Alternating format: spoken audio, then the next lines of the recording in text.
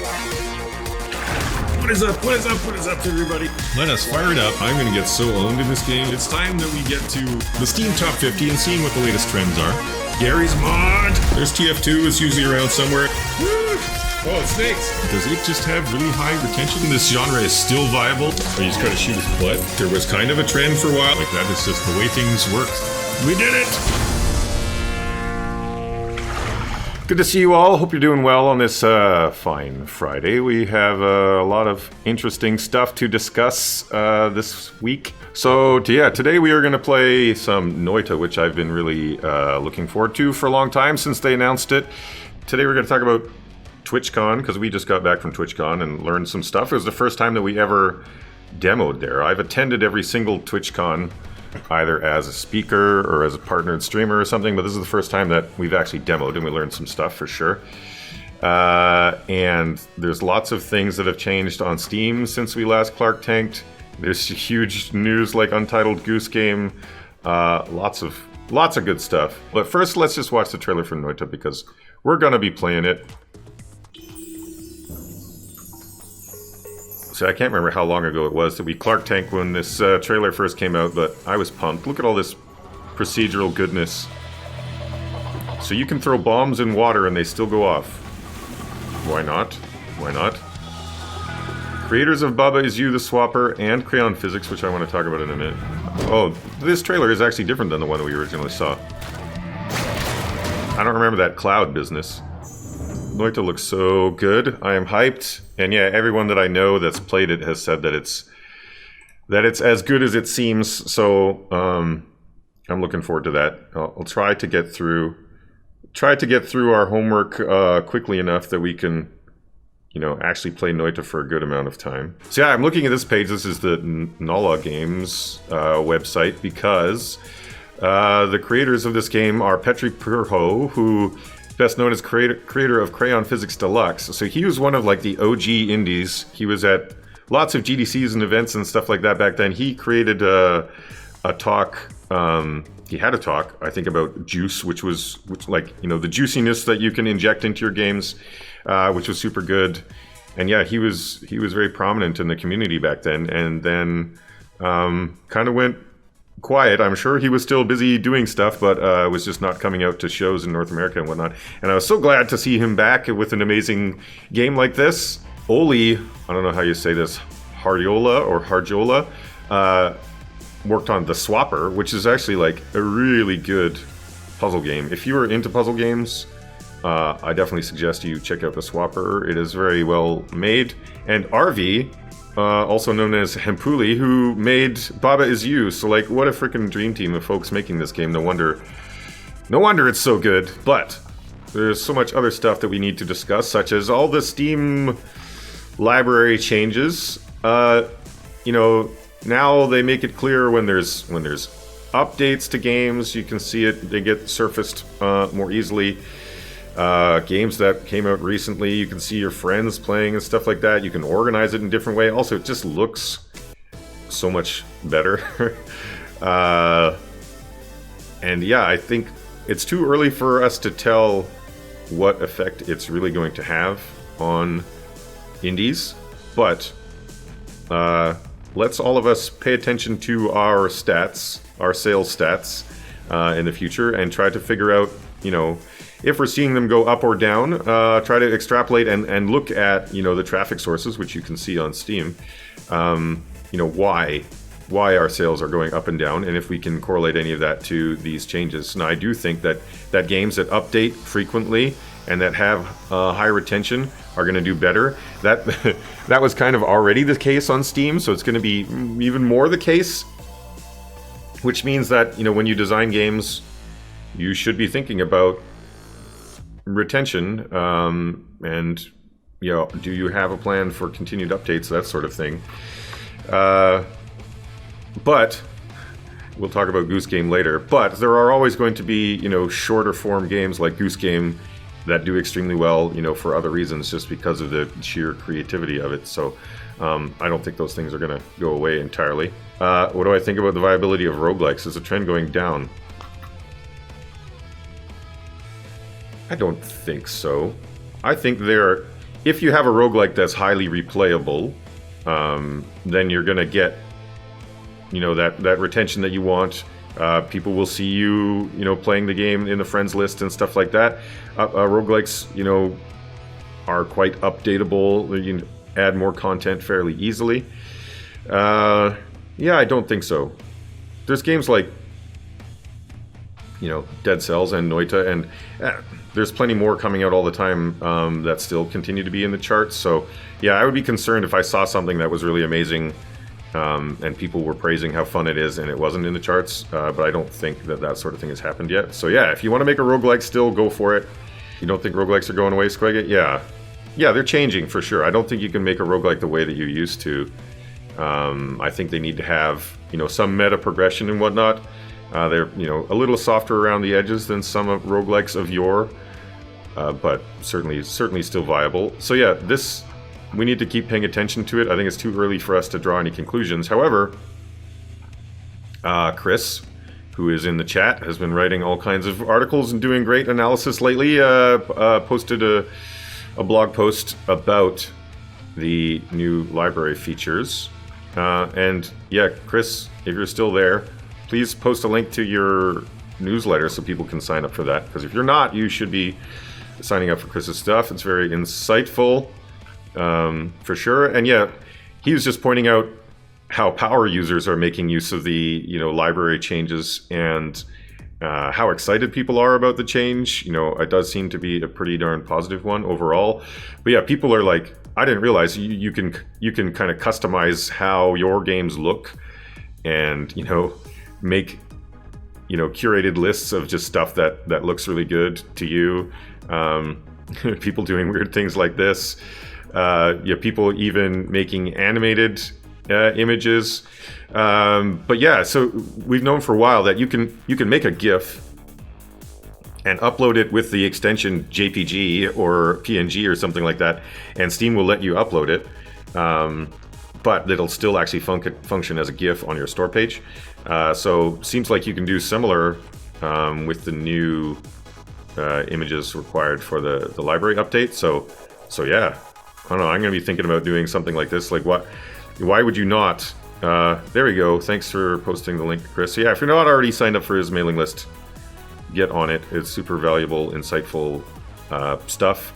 Right before the last Clark Tank, Chris sent me the link to, or some info about, his study, and I didn't have time to check it out before we Clark Tanked. And what he was doing was he found some people out there on the internet who were willing to take part in a study where he recorded them browsing Steam and tried to learn from how they were browsing it, which is a very smart thing to do. I imagine the folks at Steam, at Valve themselves have done this sort of thing, but they, are not necessarily going to share what they've learned. So it's cool that Chris did this.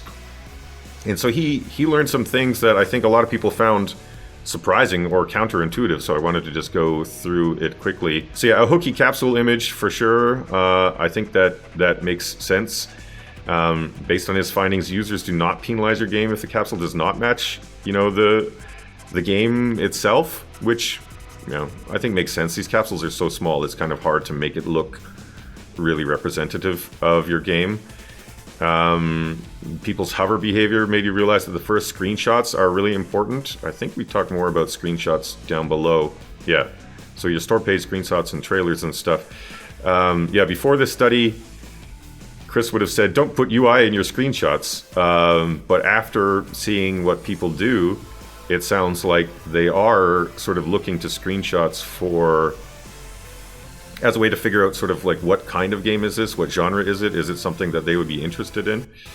Yeah, which is surprising because I do think that conventional wisdom before was just make your store page as slick and attractive as possible, which, I think does make some sense, which we'll talk about in a minute. Tags, detailed study of other games in your genre. You want the top five tags to clearly indicate what type of game you have. I definitely agree with that. The short description, Chris is saying that, Don't fill it with story or mood text. Load it up with keywords or actions you perform when playing the game. So yeah, there's a common theme here, is that the people that Chris was studying, what they were looking for is to try to figure out, is this my kind of game? You know, is this one of my genres or something that I would be interested in? So I feel like they're kind of in the way that they were browsing in a way that weeds games out. They were not necessarily browsing to try to figure out, am I going to buy this? They were browsing just like to see, am I interested in this at all? And then maybe I'll wishlist it, or, you know, consider further in the future whether or not I would want to buy it. So yeah, reviews. Pleasantly surprised to see how level-headed participants were about reading negative reviews. So yeah, they're not too fussed if they see a dumb negative review, which is good to see, and that jives with what Valve has been telling us all along. They've told us, you know, the review score doesn't make that much of a difference in terms of how your game sells, and I think other people have done statistical analysis on it as well and showed that, you know, your game is more likely to do better if it's just like a grimdark game than it is if it has super high review score. So yeah, that jives with what we know. And yeah, again, with your long description, making sure that it has keywords in for your genre. So yeah, the fact that people were focusing so much on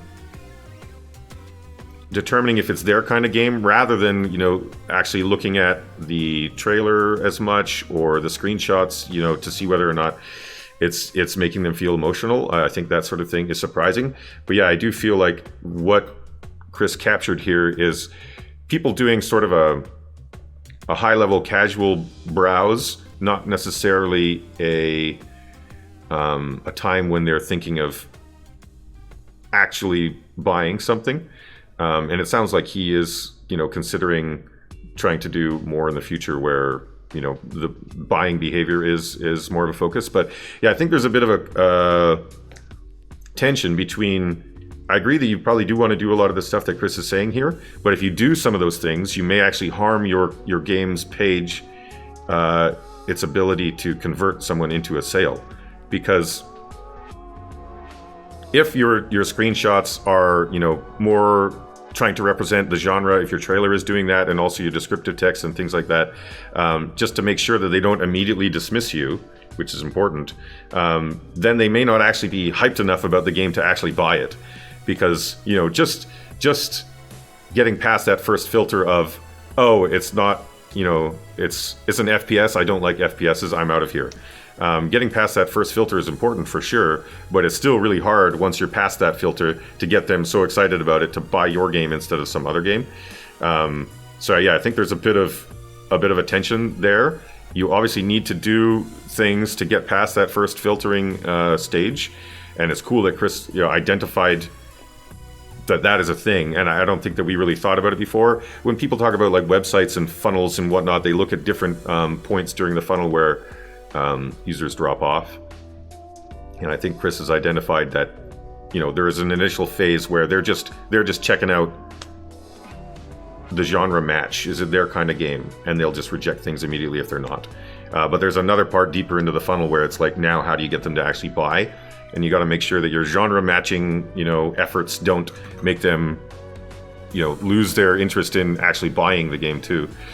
Hey, Kid Fox Games, you have 5 to 6 people isn't scientific. Yes. Yeah, I think doing this with more people, for sure, it's kind of hard to, you know, even if you have 100 people, you know, all of the information that you get out of them is going to be kind of anecdotal. Like, you can sort of look for trends, but, you know, I like this saying that the plural of anecdote is not data.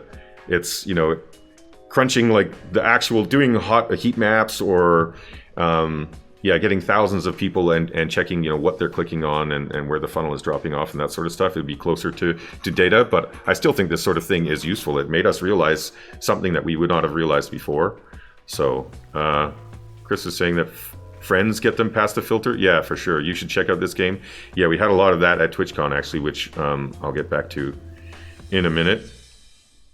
I wonder if this might differ some between mechanic-focused games and story-focused games. Yeah, it would. And that's tricky for me because I'm not really much of a narrative gamer. I I typically focus on mechanics and things like that. So yeah, I'm not sure if narrative gamers just look for, like, people say it's a good story, but is it like their kind of story? Maybe they do those sorts of things. But yeah, thank you, Chris, for doing this. I learned some things for sure, and I'll be changing the way that we think about our store pages. So appreciate you taking the time to do this and helping everybody out with it. And you know, since we're getting so much valuable info from Chris, we should also plug his stuff. So yeah, check out the trailer for one of his games. You are looking at the entirety of one screen platformer. The whole game fits on this one screen. Interesting, you had to zoom in on the different parts of the screen. Even though it is a one-screen game, this would not be as good of a trailer if you didn't do the zooming. Are there different characters? Yeah, it looks like there's different characters. I haven't tried this yet. Yeah, the key art is really good. Yeah, which conforms to Chris's point, you know, that in your capsule and whatnot, it's okay if it doesn't actually look directly like the game.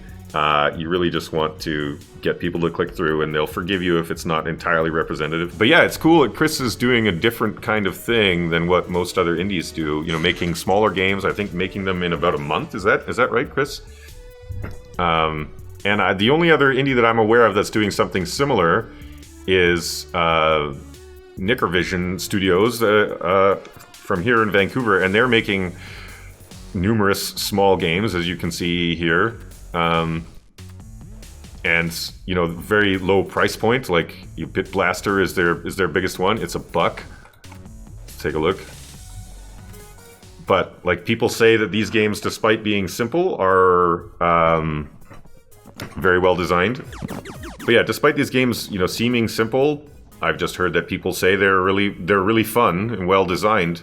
So yeah, if you can rapidly create well-designed games that people enjoy and get a reputation for doing that, then hopefully they'll keep coming back. The low price point is also interesting. Yeah, well, I think it makes sense to try different stuff. Like the you know, $15, $20 indie game market is fairly crowded for sure. But yeah, look. 5,000 freaking reviews.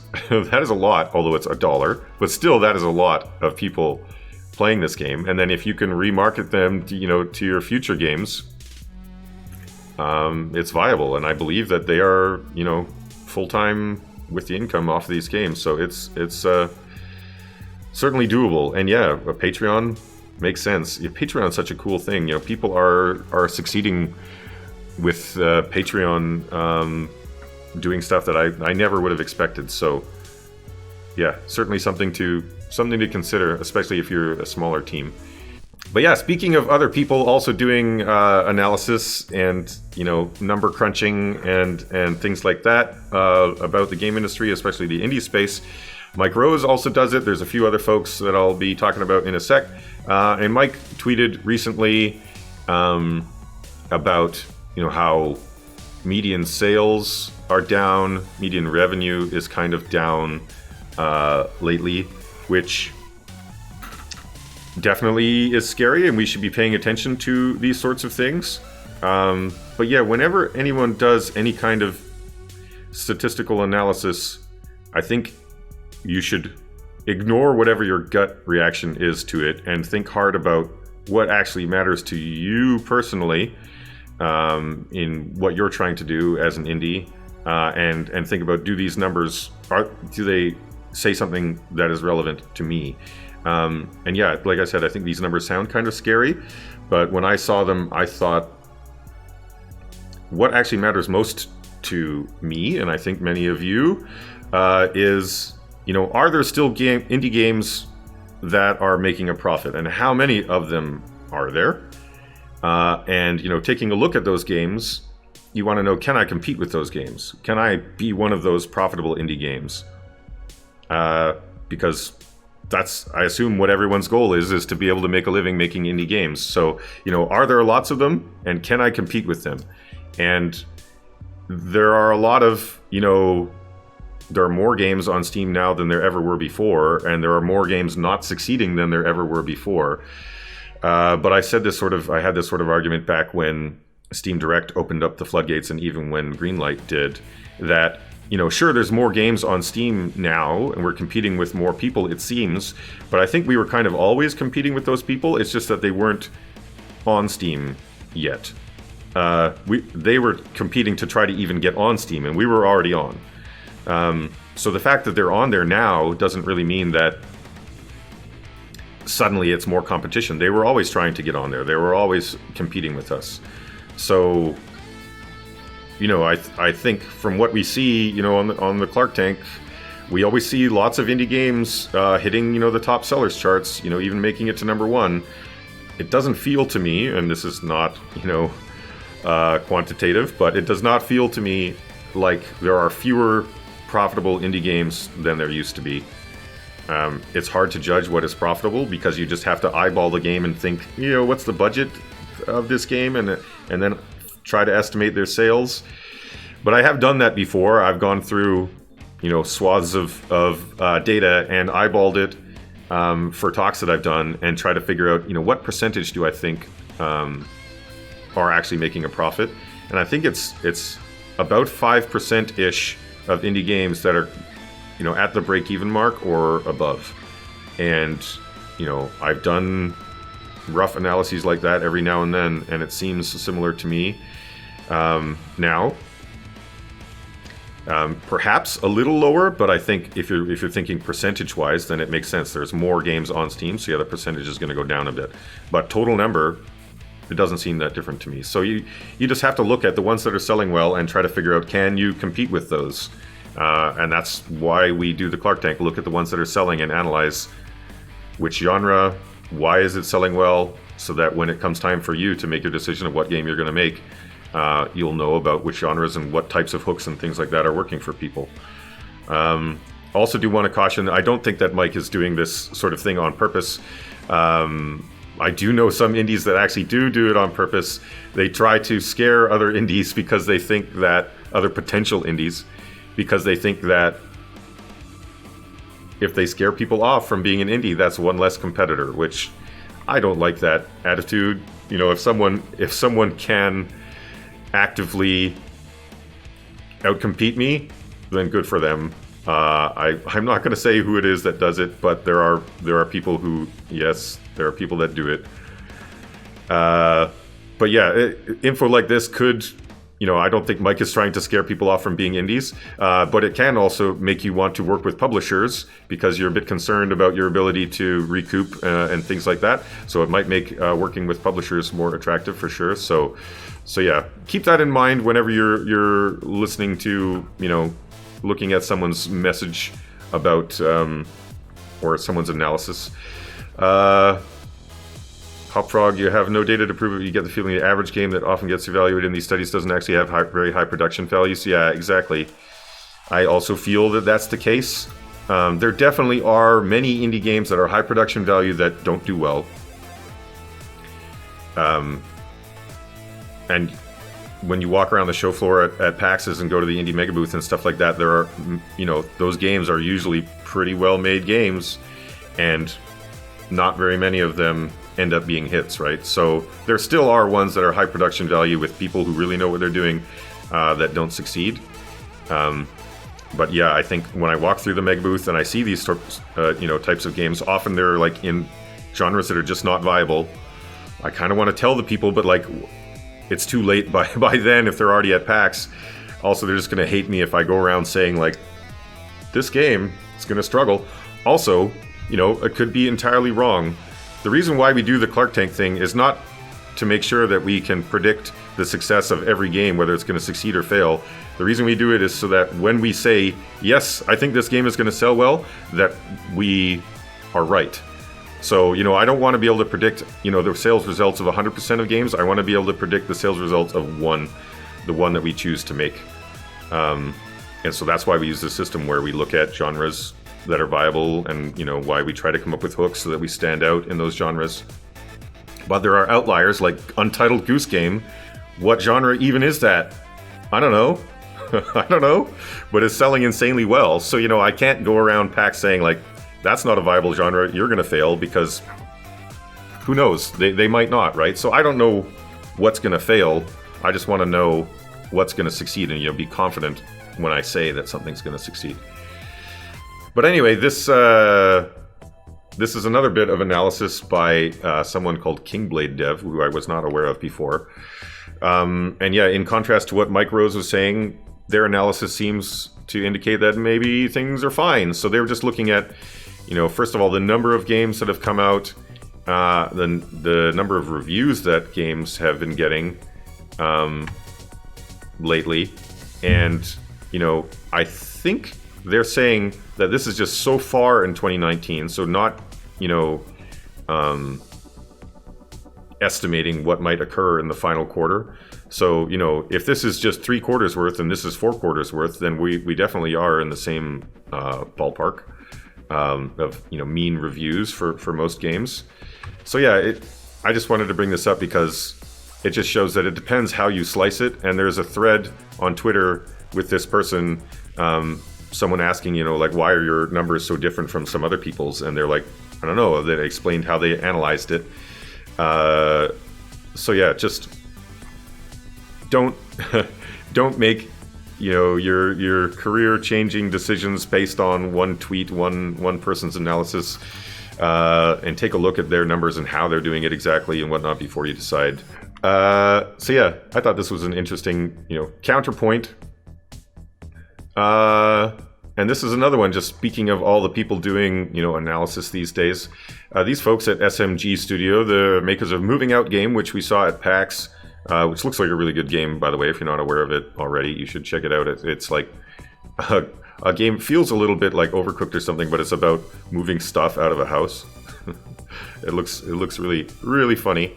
And they were trying to figure out what even is this top wish lists business on Steam, and we've talked about it a lot on the Clark Tank, trying to figure out how it works, and we look at it every Clark Tank just to see if there's any new upcoming very wishlisted games like this that we should be paying attention to. And they had an insight, I think based on talking to a bunch of devs and trying to gather data, they had an insight that it seems to be some recency effect where the last year is all that it counts. So yeah, they're saying that they think that the window is 365, and that every day, if you just put your game up on, as your coming soon page up yesterday, then you have 1 day worth of data, and the other 364 would be zeros. And so, every additional day that you get makes your, the average of those 365 much higher. And it sounds like, based on what their, information that they're getting from other indies, that holds true. All right, so yeah, another thing happened on Steam in September since our last Clark Tank. They did this discovery update where they changed the way that it decides to show the, the more like this and recommended for you sections. And they were trying to make it so that, people were more likely to use it. So that section of the store would be more relevant to people, which sounds good, right? But I think I kind of feel bad for Valve that, like, no matter what change they make to the store, someone's going to win and someone's going to lose, right? Like, it's a tautology. If something gets more views, then that user is probably not viewing something else, unless they just happen to make like more views in total, which I guess could occur. People are just looking at more stuff and buying more stuff than ever before, so just everybody is better off. I guess it's true. It's not necessarily zero sum, but it does feel like when someone wins, someone else is probably going to lose, at least somewhat. And so, yeah, whenever they make changes, then there's articles like this that it's, hurting some indie devs, wish lists and visibility and whatnot.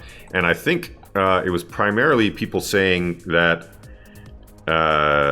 if their game was upcoming, that previously they were getting lots of wish lists, but now the algorithm was favoring released games, which kind of makes sense because what's more valuable to Valve? Recommending a game that someone can buy now, that they might actually buy like right now, or something that's coming in the future that maybe they'll wishlist and forget about or whatever.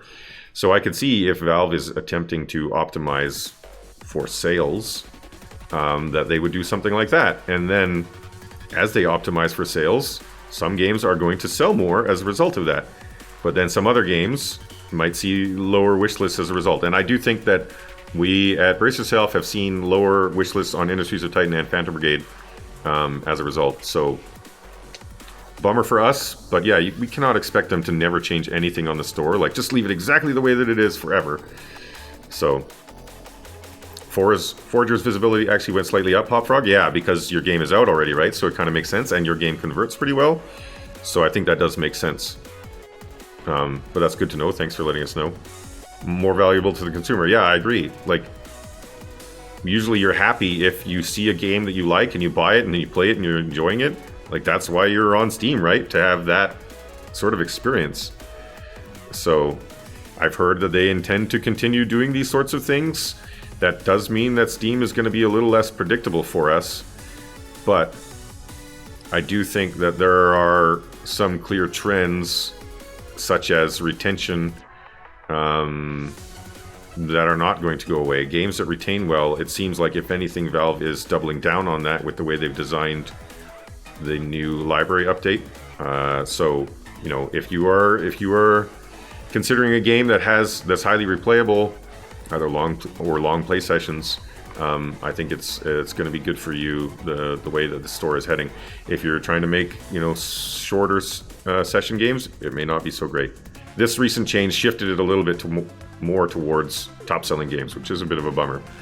But yeah, I think all of us, what we can do is when we talk to Valve, is just, you know, bring it up again and again that hey, please be aware of that breadth factor, and that there are a lot of cool games that wouldn't exist if it weren't for the fact that Steam makes it so that lots of indies can survive on their sales. But yeah, they've been putting out this top Steam releases of the month, continuing to do it. So we talked about Hide or Die and Age of Wonders. Cliff Empire. The art style is interesting. You just hang stuff off the ledge. Why are they living on this cliff?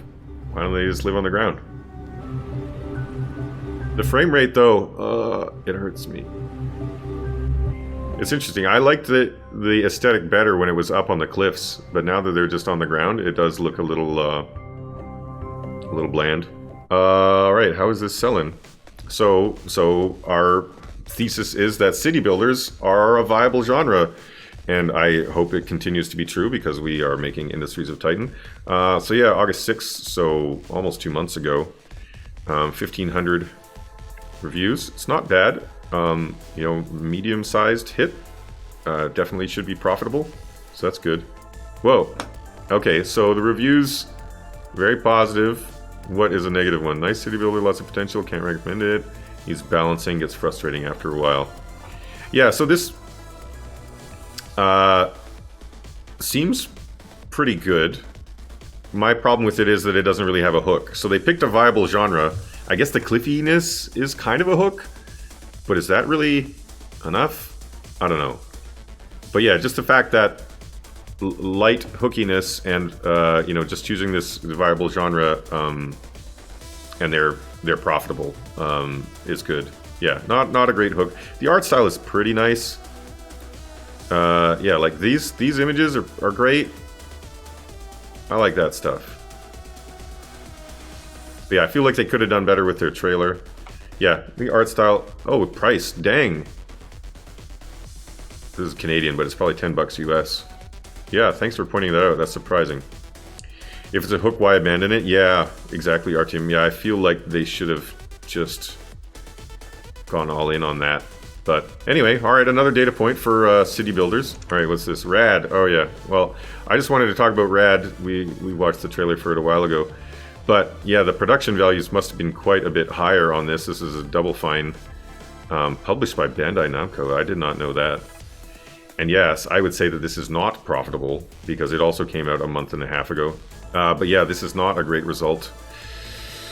And yeah, action roguelikes.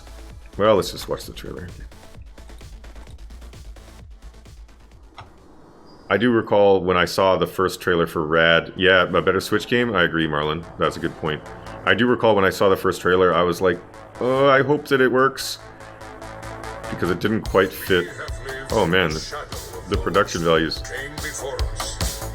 didn't quite fit the rules that I have in my brain for what would succeed and what wouldn't. Yeah, my concern a bit is that, look, there a lot of effort obviously went into making this. The production quality is very high, but I guess it's another thing we should talk about. You need to scale your game and your budget, and such that it's appropriate for what the genre can bear. And this genre, action roguelikes, definitely there are some games that succeed, like Enter the Gungeon and whatnot. And Enter the Gungeon has made tons of money for sure, but most action roguelikes do not make that much. So spending this much effort seems a bit scary to me, and I'm not sure if it's entirely necessary. Not that I'm saying Gungeon is like low effort or something like that. It's it takes a lot of skill to make something look as beautiful as it did, but like this is an order of magnitude more. So yeah, I think that AAA indies, or even AAA games, people making Hitman and whatnot, I think that they may have over budgeted a lot of these things. And being a smaller, resourceful indie, thinking about how you can get the most bang for your development buck is the way to go these days. So that is entirely what we are doing at Brace Yourself Games, and I think it's been working out really well for us. So hopefully the rest of you consider it as well. Torch is saying how Rad did scared you a bit as well. An action game with some roguelike elements, has some FTL-ish elements. Yeah, I think those things can work if you mix and match the elements correctly to create really replayable, grabby gameplay. But you need a hook as well. And like, what is Rad's hook? The hook is like, it's just really good looking. The music and stuff was great. The trailer was great. In a somewhat viable genre. But yeah, it's reviews aren't super high, so it may not be really, really fun. So it doesn't have the sort of post-launch virality that gets people coming back and playing it over and over again. So pretty clear people said the game was quickly boring with lack of depth. Yeah, I do think that this game could have done quite well. It's just that if the gameplay was really good, but it still would have been, I think, a bit of a struggle for them to get to profitability, just because action roguelikes, sure, there are some outliers like Risk of Rain 2 and stuff, but the majority of them, make in the low millions or something. Really good ones can make tens of millions, but few do. So you would need to be one of the absolute very best in order to be profitable. And I think counting on being the best of the best sales-wise in order to be, in order to just have a chance of being profitable is scary to me. So you would rather look at a genre and be like, okay, the top 20 games, they're all selling you 3 or 4 million or something like that. And if we can budget 1 million for our dev, then we have a good chance of, going 3x or 4x or something like that on our investment. I like that much better rather than going 5 million on your budget and thinking, most games maybe get to 6 or 7 or something. That's much riskier. So yeah, there's ways of evaluating risk, and I think that more people should consider that. Yes, I agree that hooky is a difficult thing, and actually I'm planning on talking more about hookiness in my talk that I do in Poland. But yeah, the more feedback I get from folks emailing me, asking me for like, can you take a look at my trailer? Can you take a look at my game and tell me, is it hooky or not? Yeah, Goose Game is definitely hooky. I realized that honky. I've realized that a hook sense is obviously extremely subjective, and I thought that it was more obvious than it is, because I get a lot of emails from folks who believe that they have a hooky game, and unfortunately they don't, and I try to kind of break that to them gently. But I think you need to do what we do on the Clark Tank. Just look at games that are selling and try to evaluate their hookiness so that you have, a better hook sense. If you just, I think a lot of people think, yeah, I've played games all my life. I've played, millions of games. I know what it's all about, what makes a good game, that sort of thing. And like, that certainly helps. But if you're not analyzing them with an eye towards like, what is the game's hook? What is it about this game or other games like it that cause them to sell? If you're not thinking that as you play them, then I don't think that you're getting the same, benefit from having played all the games. It's like saying I've watched millions of movies. I know exactly what goes into a good movie, but if you haven't actually been analyzing the way they do their camera angles and lighting and editing and all the different facets of it, then when you try to make a movie, you're going to screw all those things up. So yeah, I think I kind of, in some of my articles, underestimated how difficult it is to have a hook sense. But yeah, it's part of the reason why we do the Clark Tank, is so that we hone our hook senses and keep them sharp. Okay, other stuff that happened since the last Clark Tank. We went to TwitchCon. Look. We had a sweet booth. We had Phantom Brigade on this side, Industries of Titan on the other side. So yeah, the people at TwitchCon, they're there for a variety of reasons, and because of that, we noticed that they, behave quite differently from people at PAX. We've done lots of PAXs and other, consumer-facing shows, and we're sort of used to how they go. And I've attended every TwitchCon, but this is the first time that we've ever demoed. And the way that it was different was, first of all, the show floor is not as busy. It's not all about the show floor. There's a lot of meet and greets and things happening elsewhere, and people want to go and meet their favorite streamers and whatnot, so they go to those. There's a lot of talks and stuff, people learning how to improve their streams, or they just want to hear their favorite streamer talk. And so the show floor is not as busy. People aren't as willing to wait around as well. There was fewer lines for our games. However, whenever there was a station open and somebody saw that, they would get in there and play it right away. So the actual total number of hours played of our games was about the same.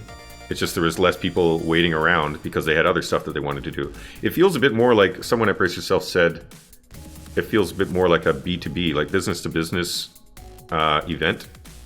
Because streamers, they're trying to run a business. They're partnered streamers. They're trying to make money, make ends meet. And they're out there trying to find games, perhaps, that would work well on their streams, that they would enjoy and that their audience would enjoy. And so they're not there just to play games. They're there to try to find things that'll help their business. And so they're not going to waste time waiting in lines and stuff like that. We noticed some things like at PAX, pretty much everybody, every demo, they would play it through to the end. At TwitchCon, some people would play for just a few minutes and then stop. Sometimes it was for a good reason. Sometimes it was for a bad reason. Sometimes they would stop because they were like, okay, I get it, I love it, I freaking love it. I'm going to play it. I don't want to spoil it for myself anymore, so I'm stopping.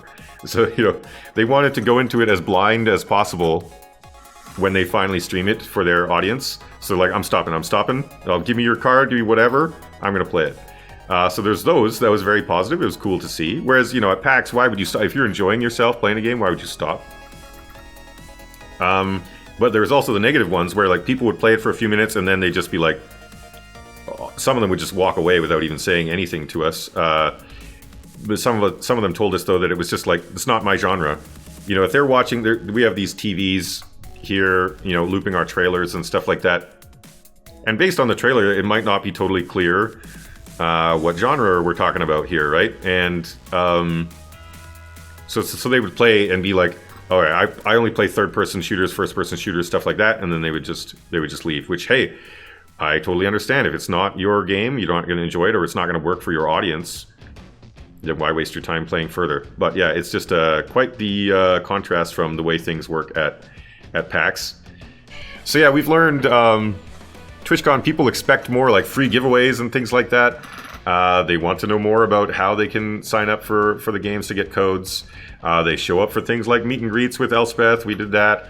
So yeah, next time we go to TwitchCon, which I think we probably will go to the next one. It's also in San Diego again, which is awesome. So yeah, more live events, perhaps even getting people to stream right from our booth, stuff like that. So anyway, TwitchCon, I think, is worthwhile for indies. It is more expensive. Just buying a booth and whatnot, renting the booth space is more expensive. But,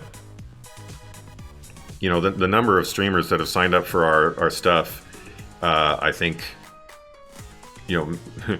will pay off, if not in the short run, definitely in the long run, in my opinion.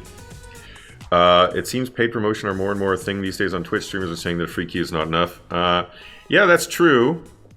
That is happening more and more, but I think that's part of the reason why I think it makes sense to go to Twitch, is because at TwitchCon, if you connect personally with people, they're much more likely to play your game without you having to pay them to do it. And if you actually stream like we frickin' do, they can tell that you're actually a part of this community and you're not there just because you want to make money off of them or something like that. It's because you like Twitch and you watch Twitch and you're a part of it. And you support Twitch by, having a cool booth there at TwitchCon and whatnot. So I think people are much more likely to actually play your games if you do these things. And that's, we already love Twitch and watch it and stream and whatnot, so I think it makes sense for us. But if you're not a Twitch person, then it'll probably show. If someone comes up to you and says, hey guys, or different, Twitch emotes, and you don't know what they're talking about, they might realize that you're an imposter. But yeah, let's talk about Overland. Now, Overland also is on Apple Arcade.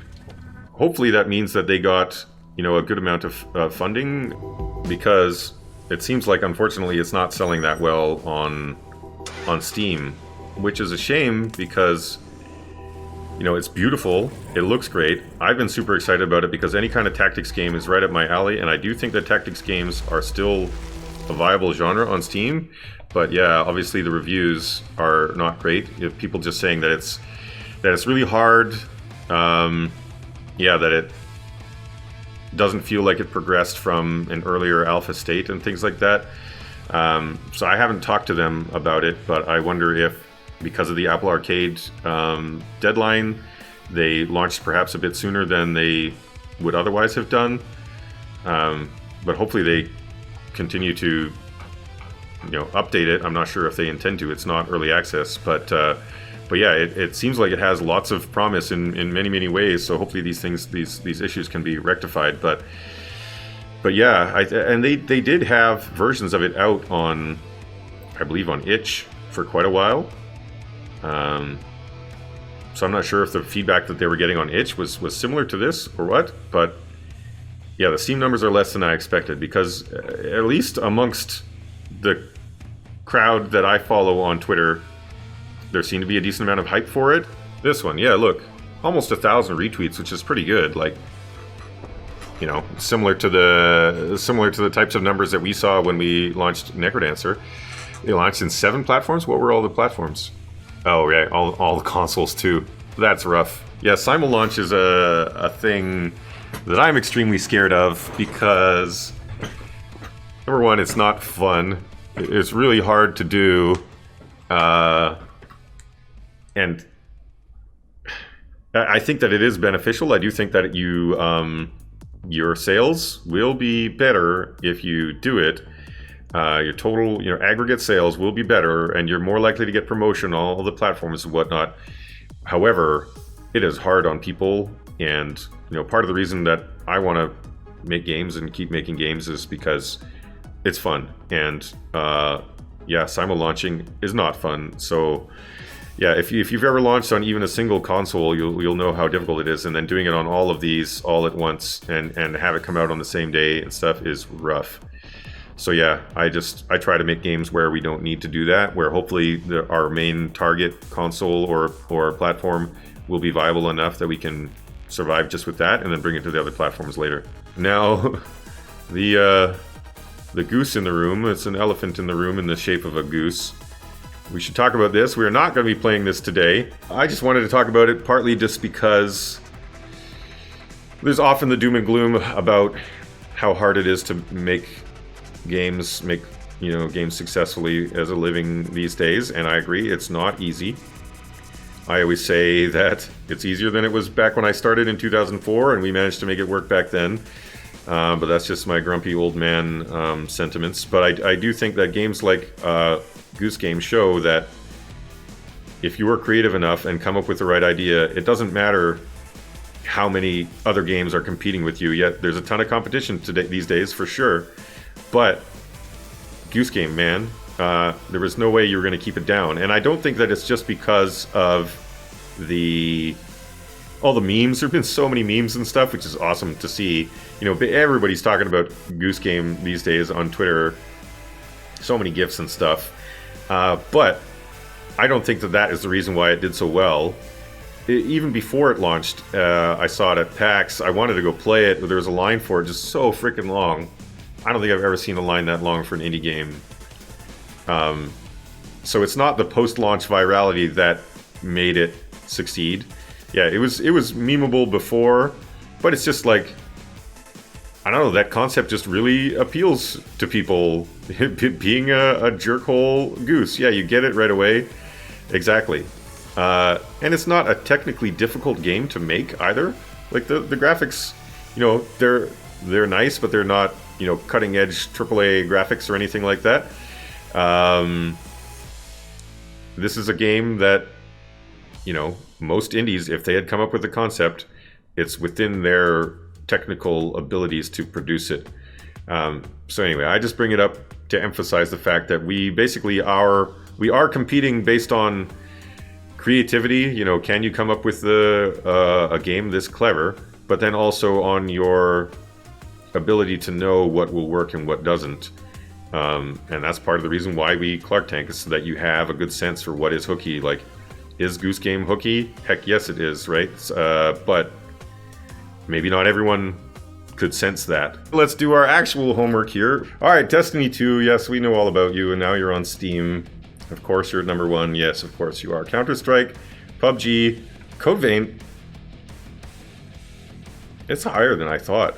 Yeah, I guess people do like these types of games, like, I don't know, I haven't played it. Is it similar to like Nier Automata and anime Dark Souls? Partial nudity, people, you know, that helps. It's dark.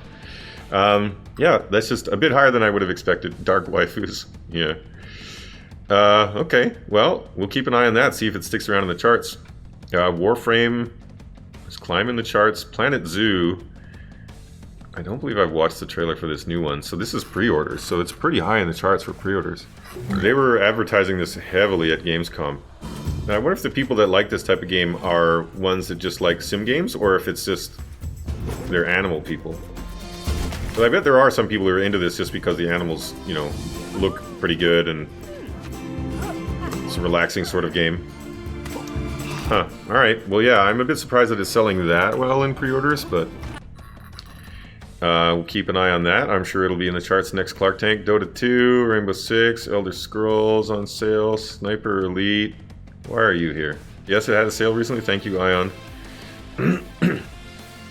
Rocket League. They had a small booth at TwitchCon as well. I thought they might have a larger one, but Just Cause here is on sale. Okay, Cube World. This is the game that I was saying off the top of the show that maybe I should have played instead of Noita, but I want to play Noita, dang it, and it's my show, so. But why is this game doing so well? This is what I wanted to talk about with you all, because hopefully you can give me some knowledge, because I don't get it yet. This one has a long history of development. Yeah, I've heard that, but I don't fully understand. You know, lots of games have long histories of development, but that doesn't mean that people give a crap. So why do people care about this one so much? I want to know. Minecraft nostalgia, but it's not actually like a Minecraft game, if I'm understanding it correctly. That minimap looks nice. The rest of the actual in-game art doesn't look so great, but the minimap looks nice. Voxels always look much better when they're far away from your face. So the reviews are mixed, and yet selling really well. Look at the frame rate's bad too. I also don't like the different voxel resolutions. Like the terrain is like super chunky, and then this guy's head is... That's cool though. That's cool, that's the part I like.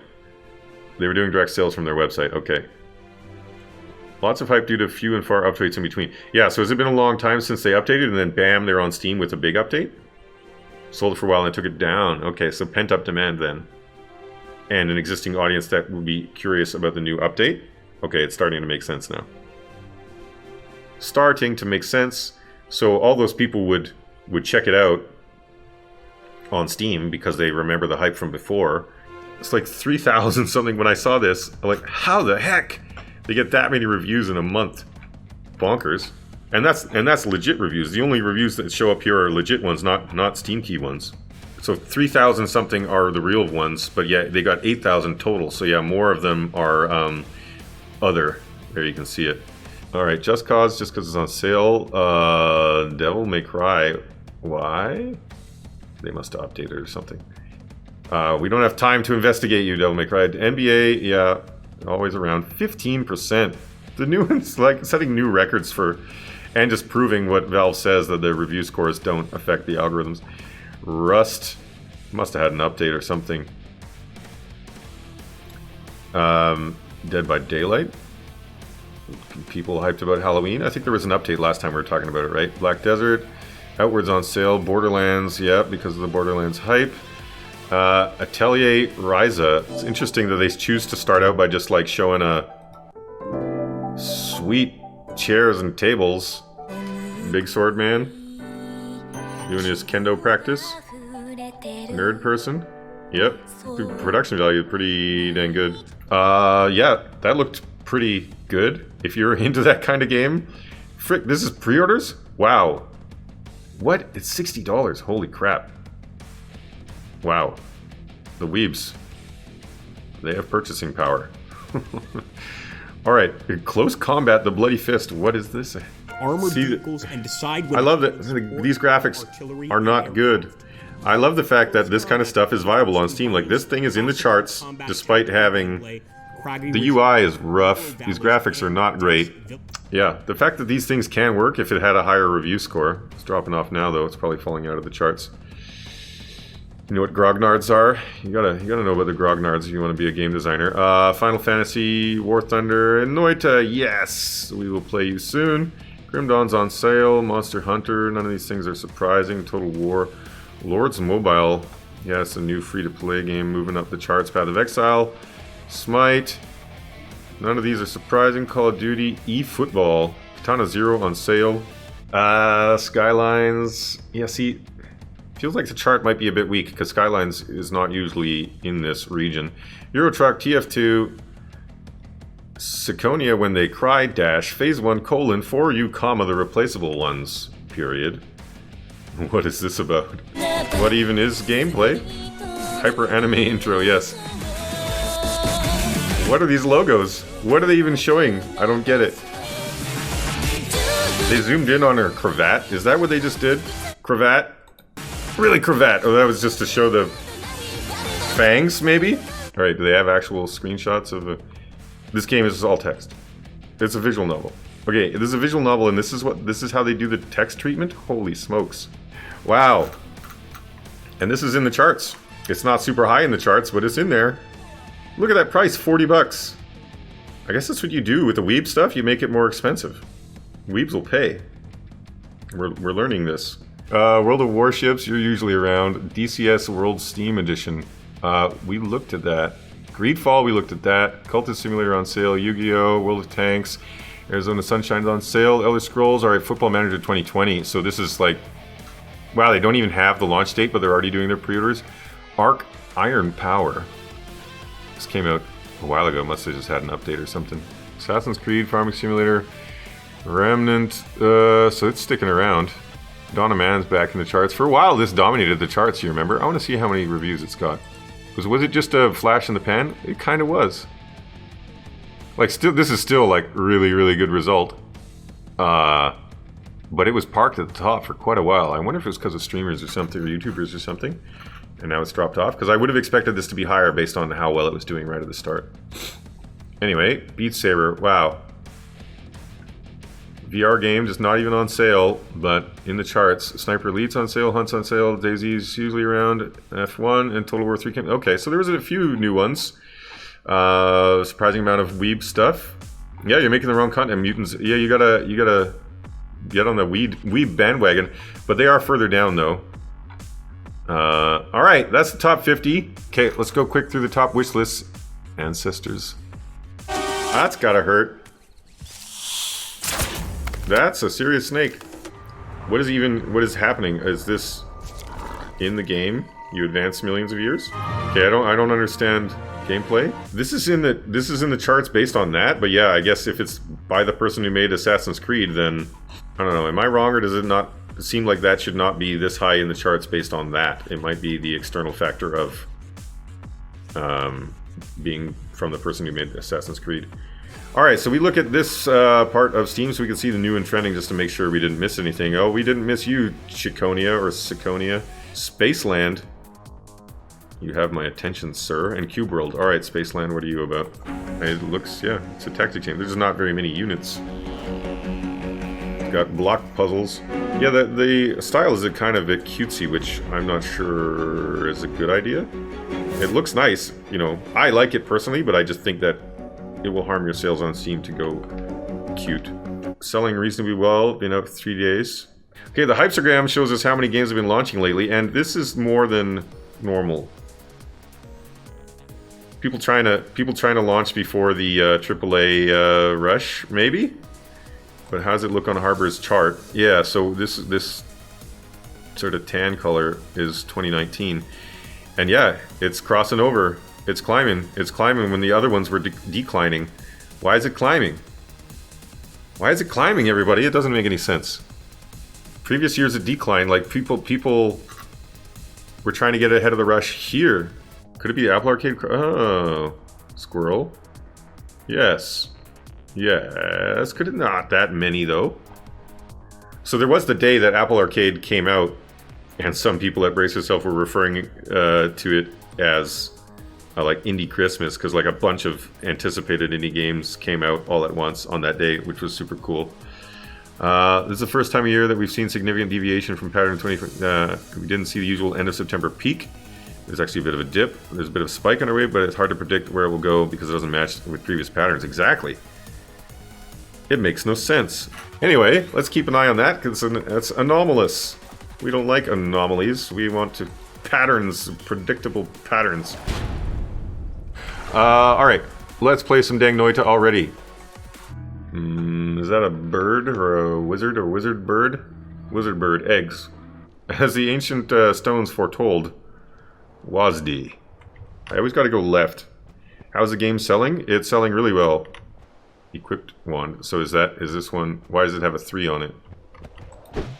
Oh, because it makes a boom. That's a good sound effect. Oh, look at the smoke is like stuck there. Those trees. Sweet. Alright, let's save those, I guess. F to pay respects. F this.